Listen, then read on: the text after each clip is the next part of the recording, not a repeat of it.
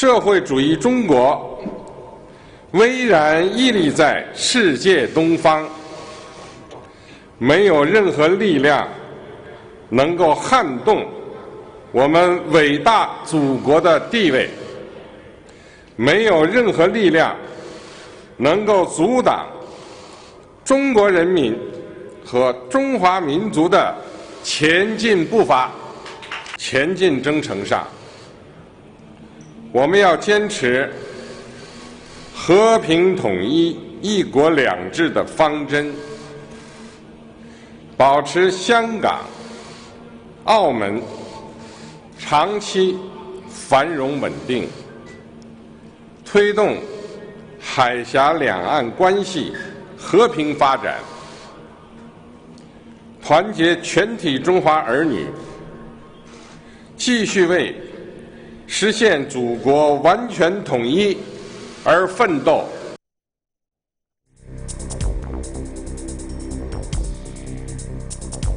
Hinigpitan ng Chinese police ang seguridad sa Hong Kong para mapanatili ang kapayapaan sa lungsod sa pagdiriwang sa ika-70 taon ng Communist Party rule sa China.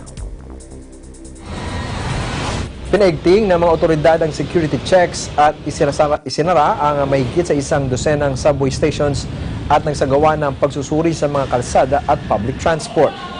Layunin din ang paghihigpit ng seguridad na mapigilan ang pagsasagawa ng pro-democracy protest. Noong linggo ay muling nagkasagupa ang mga pulis at mga hardcore protesters. Samantala isang grupo naman ng pro-Beijing supporters ang nagtipon-tipon sa isang pier sa Hong Kong para ipagdiwang ang ika-70 anibersaryo ng communist rule sa China. 我哋祖國係70歲生日啊嘛，因為我哋中國人，所以咧全國都喺度慶祝，所以我要帶個仔嚟祝福我哋嘅祖國。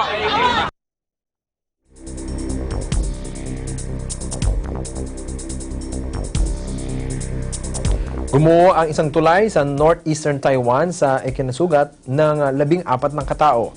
Ang mga nasagwatan ay sakay ng mga fishing vessels na nagbagsakan ng debris ng gumuhong tulay. Makikita sa kuha ng CCTV ang pagbagsak ng 140-meter long na single-arch bridge came sa bahagi ng Nanfangao na nasa eastern coast ng Taiwan. Sa kuha ng CCTV, makikita na malapit nang makatawid ang isang petrol tanker nang bumagsak ang tulay. Nabagsakan ang 3 fishing boats na nasa ilalim ng tulay. Nagliyab din ang petrol truck nang ito ay bumagsak sa tubig.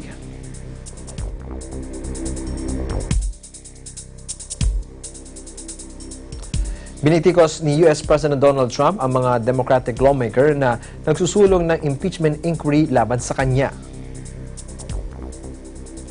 Ito ay matapos isubpoena ng congressional committees ang kanyang personal lawyer na si Rudy Giuliani para isumite ang mga dokumento na may kaugnayan sa mga kasunduang pinasok niya sa Ukraine.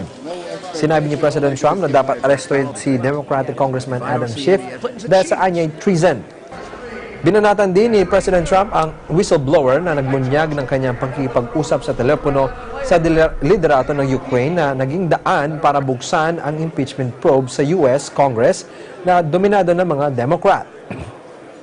Ang nasabing whistleblower ay isa sa umanong CIA officer na nagpahayag ng pagkabahala sa July phone call, kung saan hiniling umano ni President Trump kay Ukrainian President Volodymyr Zelensky na imbestigahan ang kanyang potential 2020 White House opponent na si Joe Biden at ang anak na si Hunter Biden na nagtrabaho bilang board sa isang Ukrainian gas company.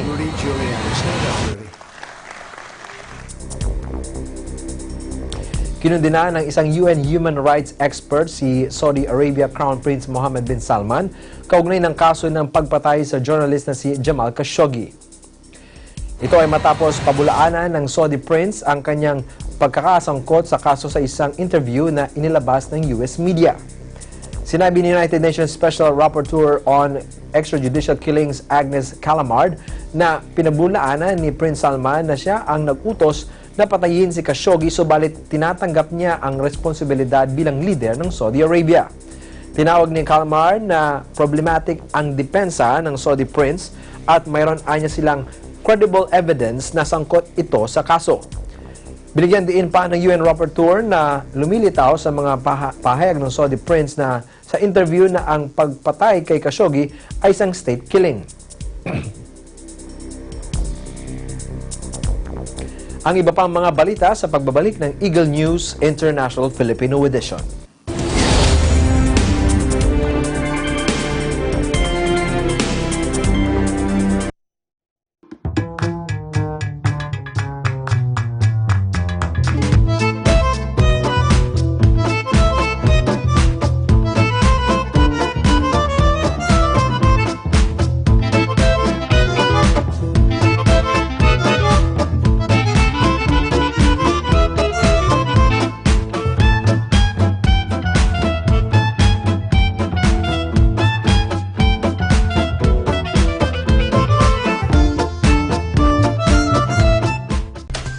Iba't ibang di pangkaraniwang pangyayari ang nagaganap sa ating komunidad sa buong bansa at magiging sa iba't ibang panig ng daigdig. Mga pangyayaring nagpapakilo sa damdamin, nagsisilbing inspirasyon at nakakaapekto sa mga mamamayan. Sa mata ng Agila, patuloy kaming maghahatid ng tunay, patas at balanse mga balita na walang ibang motibo kundi serbisyo publiko. Subaybayan ang mga hatid naming balita sa Eagle News PH Facebook at Twitter pages. At sa Eagle News Live YouTube channel. At sa aming website, ang eaglenews.ph. Mata ng Agila! Lunes hanggang Biyernes, alas 6 hanggang alas 7:30 ng gabi. Agila Balita, Lunes hanggang Biyernes, alas 7:30 hanggang alas 8 ng umaga.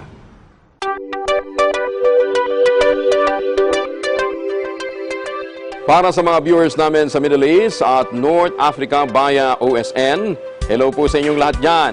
Ako po si Angelo Pulmones. Ako po si Mylene Mariano Rivera at araw-araw tayo magkakasama Sa Agila Balita.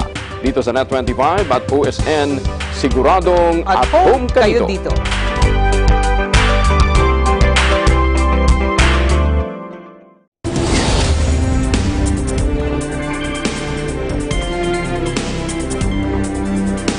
Nakipagpulong si Sudan Prime Minister sa isang senior Darfur rebel leader na naninirahan sa France.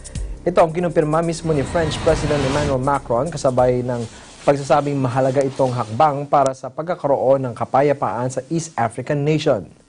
Ayon kay President Macron, sila ang naging tulay para magkausap sina Prime Minister Abdallah Hamdok at rebel leader Abdul Wahid Noor.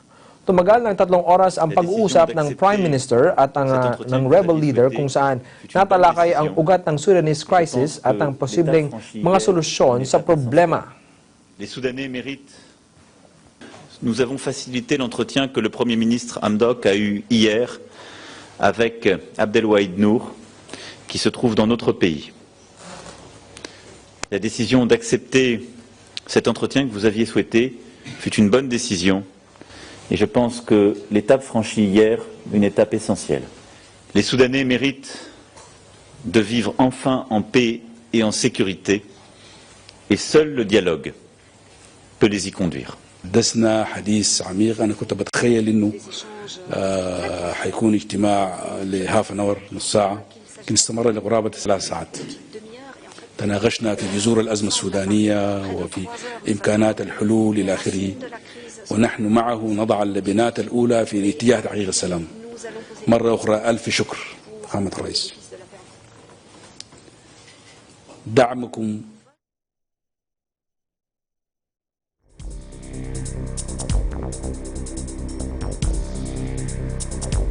Muli na namang umatake ang mga miyembro ng Al-Shabaab militant group sa Somalia. Tinarget ng grupo ang EU convoy na kinabibilangan ng mga Italian advisors na nasa Mogadishu. Panoorin natin ito.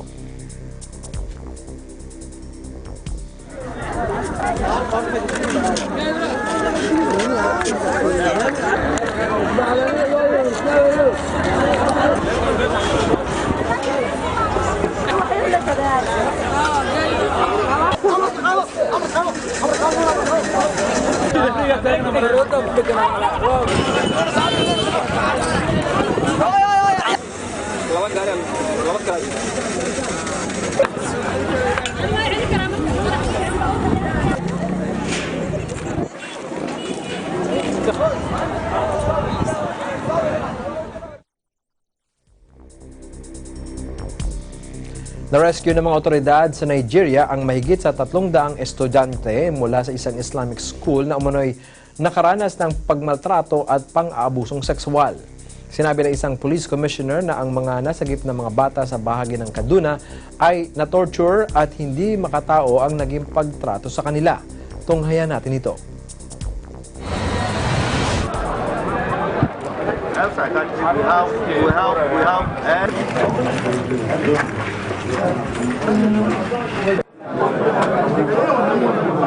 This place is neither a rehab or an Islamic school because you can see it with yourself.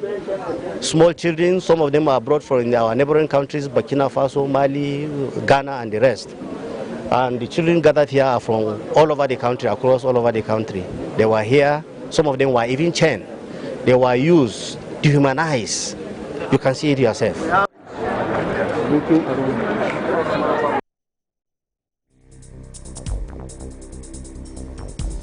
Pinatawan ng Rabat Court ng 1 taong pagkakakulong ang Moroccan journalist na si Hajar Rashoni dahil sa illegal abortion at pagkakaroon ng premarital sexual relations.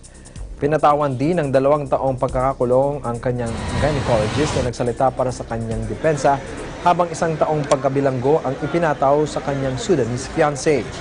Ayon sa mga otoridad, ang journalist ay pinatawan ng parusa sa ilalim ng Article 490 ng Legal Code ng Muslim Kingdom. Batay sa nasabing batas, pinapatawan ng parusa ang pagkakaroon ng sexual relations ng hindi kasal at ipinagbabawal din ang lahat ng uri ng abortion maliban lamang kung nanganganib ang buhay ng ina. Nakatakda namang umapila ang kampo ng journalist at ang kanyang mga kasama. هذا يعتبر ثبوت النسب. حنا تنقولوا ان هاد الناس مزوجين. كاين العديد من الادله والقرائن والاثباتات تقول ان هاد الناس مزوجين. اذا من اين جاءت تهمه الفساد؟ اذا ما فهمت، انا شخصيا ما فهمتش. حنا غنستمروا في الدفاع على هاجر وعلى رفعت الامين، متاكدين من البراءه ديالهم. ما فهمتش هذا التوجه اللي مشى فيه هذا الحكم هذا.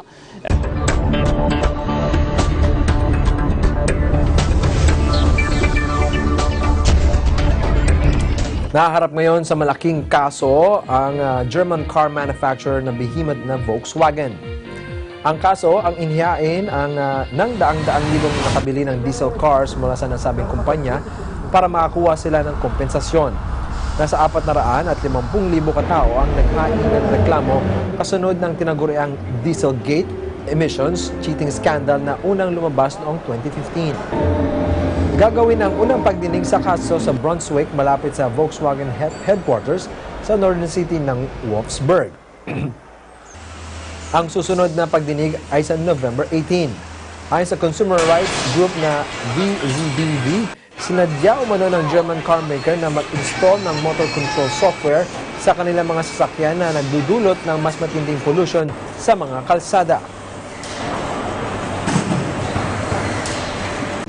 Wir gehen davon aus, dass wir das Verfahren auch gewinnen werden. Die Argumente sprechen für sich. VW hat betrogen. Die wesentlichen Entscheider im Unternehmen wussten Bescheid von Anfang an. Davon gehen wir aus, das konnten wir darlegen. Und VW hat bisher nichts Substanzielles vorgetragen, was das entkräften könnte. Zulässigkeit zum materiellen Recht hat der Senat vor allem durchblicken lassen, dass die Frage des Schadens eine sehr wichtige Frage sein wird, die noch zu prüfen ist. Dort scheint er noch offen zu sein.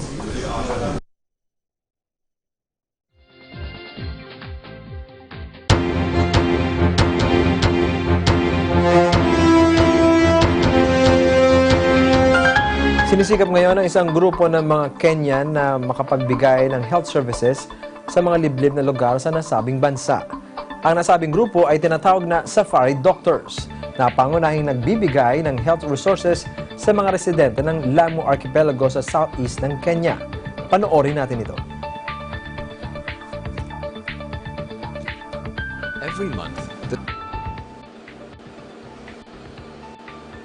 Every month, the Safari Doctor's boat sets off from Lamu Island, carrying all the medical equipment needed for a mobile clinic. After more than 2 hours at sea, the team arrives in Kiangwe, a remote village near the Somali border. The people here are in need of help. In need of help. Yeah, the health service inaccessible for them. The medical team are volunteers and offer services from vaccinations to maternal health and first aid. Rufia cut his finger with a machete while working in a cornfield. The mobile clinic is his only treatment option. It's too far, and before you get access to a hospital, it's a problem. There's no money. You need money in order to go see a doctor.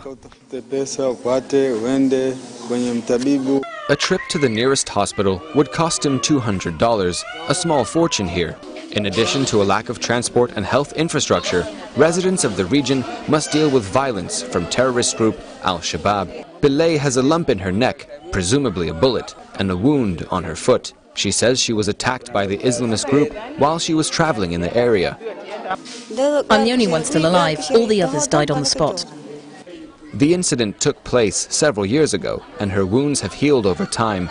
But living in a poor, remote area, Bilay was never able to get proper treatment for her injuries. A native Kenyan founded Safari Doctors in 2015 to help isolated populations access basic health services, but the main concern of the NGO remains insecurity in the region. You have poor infrastructure, and as a result you have the existence of, the militants, if you want to call it, and the presence of the military. So traveling around becomes tricky. There's some villages that we have to make a last-minute call if we can go to or not. The mobile clinic travels to 12 remote villages near the Somali border every month, an area plagued with violence. Despite the Kenyan army conducting operations for the past 4 years, they have failed to flush out Al-Shabaab militants.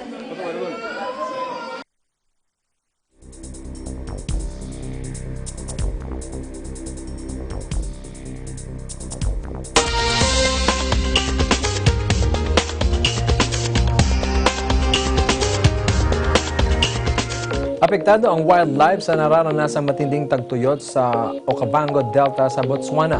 Ayon sa mga magsasaka sa nasabing lugar, nangako na ang pamahalaan na mag-pump ng tubig sa lugar at mailigtas sa pagkamatay ang mga hayop at maging ang mga kabuhayan ng mga magsasaka. Gayunman, nababahala ang mga magsasaka ng posible pang maidulot ng crisis sa kanila. Panoorin natin ito.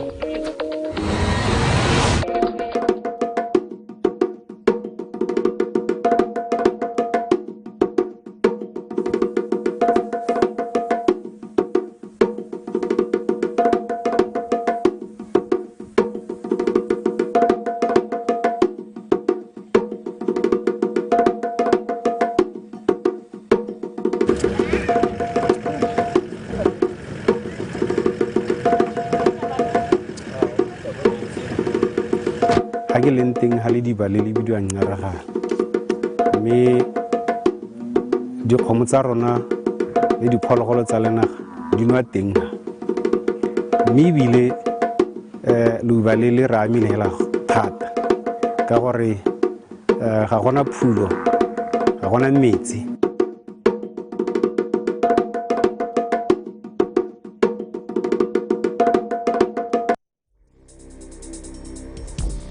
At yan ang kabuuan ng mga balita mula sa iba't ibang bansa. Ito ang Eagle News International Filipino Edition. Sa pangalan ng mabubuo sa Eagle News Service, ako po si Ben Bernaldez and I'm 1 with 25. Susunod na ang Agila Balita.